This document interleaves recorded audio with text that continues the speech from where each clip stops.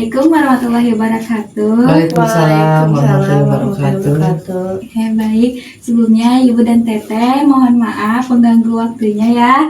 Hari ini saya datang kembali lagi ya. Sesuai kesepakatan pada pertemuan sebelumnya bahwasanya hari ini kita akan melakukan penyuluhan atau edukasi mengenai menstruasi ya. Nah, untuk waktunya sendiri sekitar 15-20 menit. Bagaimana, apakah Ibu dan Teteh bersedia? Bersedia. Oke, baik. Kalau begitu, sebelumnya saya akan membagikan leafletnya terlebih dahulu ya. Ini untuk Ibu, ini untuk Teteh. Boleh dibuka. Nah, sebelumnya apakah Ibu dan Teteh tahu menstruasi itu apa? Keluarnya darah. Oke, betul ya. Jadi menstruasi itu adalah keluarnya darah dari vagina yang merupakan itu tuh siklus yang selalu dialami oleh perempuan. Nah, untuk siklus menstruasi sendiri itu biasanya pada setiap orang itu berbeda-beda. Untuk siklus menstruasi ini normalnya itu 21 sampai 35 hari.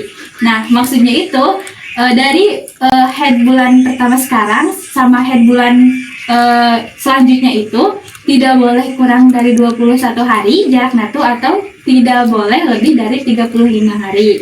Semisal nih, Teh Cici tuh sekarang kan tanggal 15 nih. Berarti 21 hari kemudian itu di tanggal 6 Desember atau 35 hari kemudiannya itu di tanggal 20 Desember. Jadi kemungkinan nanti Teh Cici headnya itu antara tanggal 6 sampai 20 Desember tersebut gitu. Nah, untuk lamanya hari gitu ya, dalam satu bulan menstruasi itu normalnya itu 3 sampai 7 hari. Selanjutnya itu ada tanda dan gejala. Ada dua. Yang pertama itu ada gejala pra-menstruasi, kemudian ada gejala pas menstruasinya. Jadi pra-menstruasi itu sebelum menstruasinya terjadi gitu biasanya. Contoh itu seperti nyeri di payudara sebelum menstruasi, terus timbul jerawat gitu. Pinggang. Ya, pinggang. Ya betul, di pinggang, terus kayak perutnya kembung gitu. Atau kayak kaki pegel. Iya itu. Sedangkan gejala saat menstruasinya sendiri kayak sakit perut, pasti kan sakit perut hari pertama atau kedua gitu, sakit perut bagian bawah, kemudian kayak nyeri di bagian panggul juga kan kayak gitu. Terus atau biasa juga ke punggung bagian bawah. Selanjutnya itu ada macam-macam gangguan menstruasi. Yang pertama itu ada amenor. Nah, amenor ini ada dua, ada amenor primer dan amenor sekunder. Di mana amenor primer itu apabila seorang wanita sampai umur 16 tahun tuh dia belum mengalami menstruasi gitu. Kan biasanya menstruasi itu di antara umur 10 tahun atau 9 tahun. Sekarang mah kayak sudah menstruasi kan ya. Nah, kalau amenor primer ini dia sampai umur 16 tahun tuh belum mengalami menstruasi. Kemudian kalau amenor sekunder itu karena seseorang itu dia sudah mengalami menstruasi awalnya itu, tapi dia tuh sedang tidak hamil gitu. Tapi tiba-tiba dia itu selama 3 bulan tidak menstruasi gitu, atau 3 bulan lebih tiba-tiba tidak menstruasi. Nah, itu namanya amenor sekunder. Kemudian yang kedua itu ada dismenor. Nah, dismenor ini dimana ini teh kayak nyeri head gitu, nyeri head saat menstruasi sehingga mengakibatkan terganggunya aktivitas sehari-hari. Kemudian yang ketiga itu ada menorragia, di mana keluarnya darah menstruasinya itu secara berlebihan gitu, atau dalam jumlah terlalu banyak gitu dalam satu harinya itu. Kemudian yang keempat tuh ada polimenorea. Nah, di mana ini tuh kayak siklus menstruasinya tuh pendek, kurang dari 21 hari tadi. Nah, sedangkan yang terakhir itu ada oligomenorea, yang mana ini tuh kebalikan dari polimenorea. Kalau oligomenorea ini mah dia tuh siklus menstruasi itu lebih dari 35 hari. Nah, selanjutnya itu ada faktor penyebab dari gangguan menstruasinya. Yang pertama itu kayak kondisi hormon tidak stabil. Kemudian selanjutnya itu ada stres berlebihan. Kalau begitu kayak tekanan emosional tuh banyak, misalnya kayak dari sekolah gitu, banyak tugas gitu kan, pasti stres kayak gitu. Selanjutnya itu ada pola makan tidak sehat. Misalnya kayak diet, sering mengkonsumsi junk food, kayak makanan cepat saji, seblak kayak gitu. Itu bisa menyebabkan si menstruasinya itu tidak teratur gitu. Kemudian ada olahraga berlebihan, dimana kan itu yang kita ketahui ya bahwasanya olahraga itu sehat gitu ya dilakukan itu gitu untuk sehat. Tapi kalau sebenarnya berlebihan itu malah bisa menyebabkan stres fisik gitu, sehingga itu tuh bisa menyebabkan gangguan pada menstruasinya. Kemudian ada berat badan tidak ideal. Nah ini tuh bisa berat badannya itu terlalu gemuk atau terlalu kurus gitu. Nah itu juga bisa menyebabkan terjadinya gangguan pada menstruasi. Selanjutnya ada gejala gangguan menstruasi sendiri. Pertama itu ada terjadi perubahan siklus menstruasi. Seperti yang tadi kan normalnya itu 21 sampai 35 hari. Nah ini tuh perubahannya tuh bisa jadi dia kurang dari 21 hari atau lebih dari 35 hari. Nah kemudian ada perubahan volume darah pada menstruasi. Kayak darahnya itu dalam sehari itu banyak banget, kayak misalnya 1 jam sekali tuh ganti pembalut gitu, berarti kan itu darahnya banyak sekali ya. Nah selanjutnya itu adanya gumpalan darah yang tidak biasa saat menstruasi. Nah selanjutnya itu ada cara untuk menjaga kebersihan saat menstruasi. Yang pertama itu rutin mengganti pembalut. Nah, untuk mengganti pembalut ini kayak disarankan itu 4-6 jam sekali gitu. Kemudian ada bersihkan area kemaluan. Nah, ini tuh bertujuan untuk menghilangkan kayak sisa darah di dalam kemaluan kita gitu. Selanjutnya itu ada buang pembalut bekas dengan aman. Nah, kan kalau misalnya pembalut pasti dicuci dulu ya. Nah, habis dicuci itu kalau sebaiknya itu jangan langsung kayak dibuang ke tempat sampah, tapi bisa dibungkus dulu, misalnya pakai plastik kah, atau bisa pakai kertas gitu, baru dibuang. Karena pembalut itu kan meskipun udah dibersihin juga masih ada lah kayak kuman atau semisal bakteri yang nempel. Nah itu tuh apabila tidak dibungkus dulu menggunakan plastik atau misalnya kertas akan mengakibatkan timbulnya kayak bau gak sedap. Dan ada gunakan pakaian dalam yang menyerap keringat. Nah ini tuh tujuannya itu agar terhindar dari bau yang tidak sedap gitu di area kemaluannya itu. Nah selain itu juga pastikan pas menstruasi itu tidak menggunakan pakaian yang terlalu ketat gini, itu juga akan menangkap keringat gitu ya, jadi sehingga si keringat itu terkunci akan menyebabkan bau gitu. Yang terakhir itu ada cuci tangan, yang pastinya sebelum mengganti pembalut dan sebelum membersihkan kemaluan juga. Untuk lebih jelasnya juga Ibu dan Teteh bisa menonton videonya ya gitu, agar bisa lebih memahaminya lagi. Menstruasi adalah keluarnya darah dari vagina yang terjadi sebagai dampak dari siklus bulanan untuk mempersiapkan kehamilan. Baik, Ibu dan Teteh, setelah dijelaskan mengenai materi menstruasi dan setelah menonton video juga, apakah ada pertanyaan? Enggak, tidak. Oh, tidak ada. Berarti sudah mengerti ya? Oke. Kalau sudah mengerti, boleh disebutkan nggak siklus menstruasi yang normal itu berapa?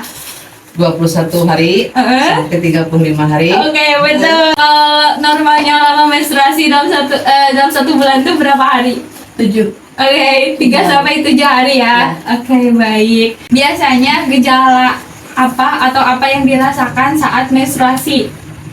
Sakit perut, Oke. sakit pinggang, Oke. pada pergi. Oke, betul ya. Berarti sudah cukup Sudah. mengerti gitu dari apa yang sudah disampaikan.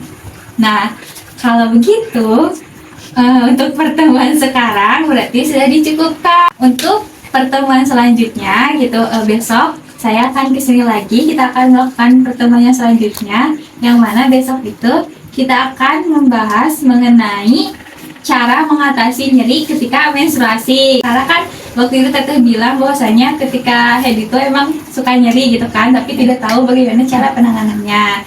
Nah, maka dari itu besok kita akan membahasnya. Bagaimana, apakah Ibu dan Teteh bersedia? Bersedia. Oke, baik kalau begitu.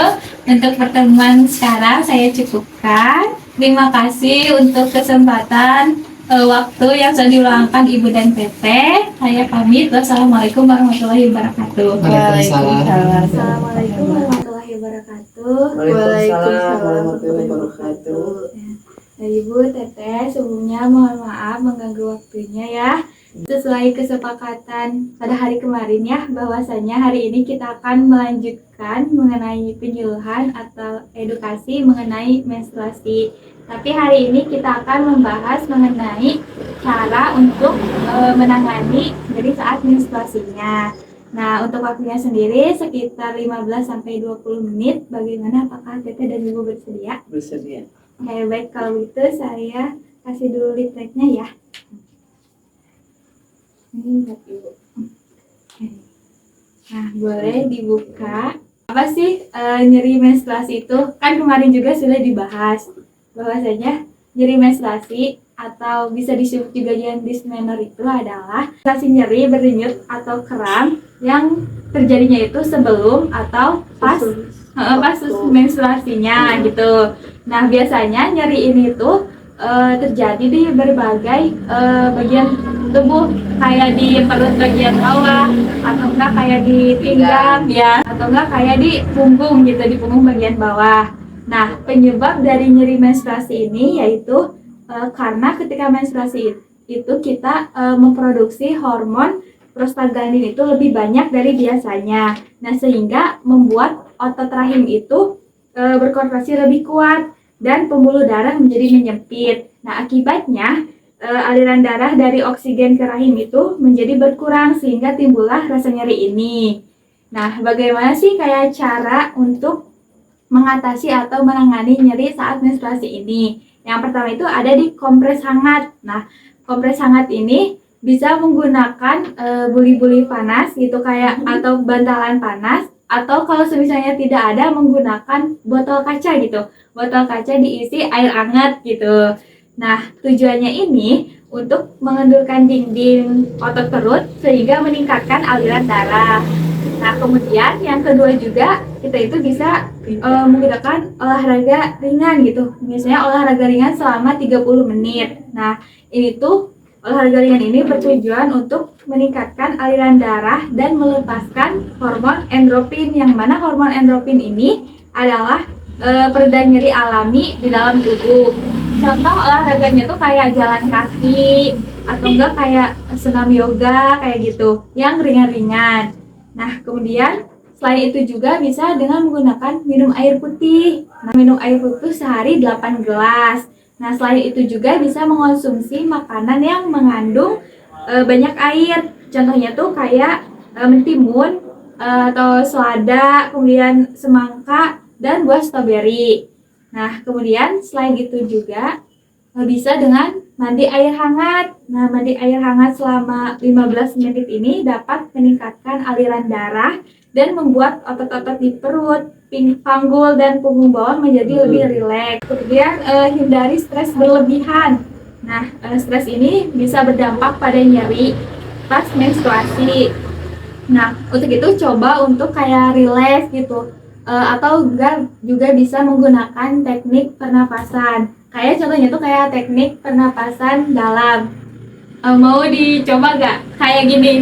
Jadi hitungannya tuh 4, 7, 8. Dimana tarik nafas 4 detik, kemudian ditahan 7 detik, kemudian dibuang 8 detik. Nah, dihitungnya tuh boleh di dalam hati. Misal nih, dicontohin dulu kayak gini. Tarik nafas sama 4 detik. Ditahan. Terus hembuskan perlahan melalui mulut. Nah, kurang lebih kayak gitu. Boleh mau coba tarik nafas selama 4 detik. Tahan. Kemudian hembuskan perlahan melalui mulut. Selanjutnya juga bisa menerapkan pola hidup sehat. Nah, pola hidup sehat ini sangat penting ya untuk mengurangi nyeri saat menstruasi. Seperti kayak mengonsumsi makanan tinggi serat dan vitamin seperti sayur-sayuran hijau, kemudian kacang-kacangan, buah-buahan, kayak ikan ya. Nah, selain itu juga menerapkan pola hidup sehat ini kayak hindari makanan yang mengandung lemak tinggi. Kayak contohnya tuh kayak makanan junk food kayak seblak atau kayak bakso, mie ayam, terus kayak susu, goreng-gorengan juga, itu kalau sebisa mungkin kayak hindari gitu untuk mengurangi rasa nyerinya. Nah, selain itu juga kayak hindari juga makanan yang mengandung gula tinggi. Kemudian istirahat yang cukup. Nah, istirahat yang cukup kayak jangan begadang gitu, kayak minimal sehari itu 7-8 jam tidur itu. Kemudian ketika nyeri saat haid juga ada posisi tidur gitu yang dapat mengurangi nyeri kramnya itu. Yang pertama itu ada posisi fetal. Nah, posisi fetal ini seperti yang digambar. Gambar yang pertama kayak berbaring, kemudian si kakinya tuh ditekuk, ya kakinya itu ditekuk sampai sejajar dengan dada. Kemudian yang kedua itu tidur kayak menyamping, tapi di bawah lututnya itu ada bantal gitu. Kemudian yang ketiga juga bisa tidurnya tuh terlentang, tapi seperti yang kedua tadi di bawah lututnya itu disimpan bantal. Nah, kemudian ada nih kayak obat-obatan yang bisa digunakan untuk meredakan nyeri itu. Yang pertama itu ada Feminak, obat dari zaman dulu sampai sekarang gitu yang terbukti efektif bisa meredakan nyeri head yang disertai kram, mulas dan pening juga. Nah, ini tuh bisa mengatasi nyeri head yang ringan sampai sedang. Kemudian yang kedua itu ada ibuprofen, juga bisa meringankan nyeri dan kram pada perut yang intensitasnya itu ringan sampai sedang. Kemudian ada juga paracetamol. Nah, ini mah kayak paracetamol mah kayak sudah hal yang lumrah gitu ya. Ada Kiranti. Nah, Kiranti itu ini mah termasuknya kayak obat herbal gitu, minuman herbal. Karena si isinya itu kayak ekstrak dari kunyit. Yang terakhir itu ada kayak plester hangat. Nah, ini tuh disimpannya tuh di bagian perut, bagian bawah. Tapi ditempelnya itu jangan langsung kulit tubuh kita gitu. Tapi kayak misalnya ke celananya gitu atau enggak ke di luar celana, Mbak. ya, selain itu juga ini ada nih kayak gerakan gitu yang bisa meredakan nyeri. Nah, ini nanti sama Teteh dikasih buat Teh Cici, ini bisa disimpan di kamar kagak ditempel gitu.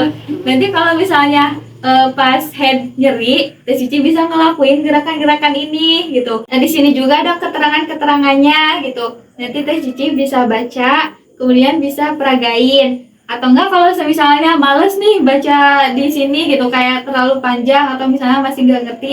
Nah, Teh Cici boleh kayak di-scan di sini pakai HP. Nah, di sini ada videonya, gitu. Ada video cara-cara ngelakuin ini semua gitu. Setelah penjelasan dari awal sampai akhir, apakah ada pertanyaan? Tidak. Mau nanya, Apa? misalkan kalau nyeri perut bisa ku ini Kiranti, Minuman. minuman Kiranti, ini kan dari kunyit jahe juga artinya ini. Iya. Emang nggak ya di warung-warung? Kalau di warung mah emang jarang, tapi kayak di Alfa kayak gitu ada biasanya. Kalau begitu untuk pertemuan hari ini saya cukupkan ya Ibu dan Teteh. Sama saya juga mau ngucapin terima kasih banyak gitu atas waktu yang sudah diluangkan Teteh dan Ibu dari pertemuan pertama sampai pertemuan akhir ini.